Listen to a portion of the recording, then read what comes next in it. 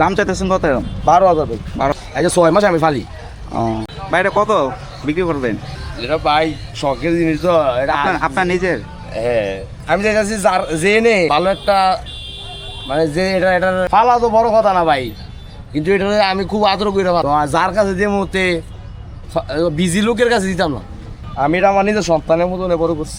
দাম চাইতেছেন কত এরকম? 12,000 ভাই। 12,000। আছে আমার কাছে অনেক বিড়াল আছে, 16টা আছে বিড়াল।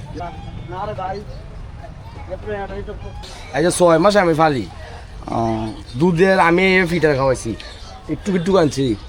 এইটা 25 দিন বয়স যখন তখন 7,000 টাকা কিনে।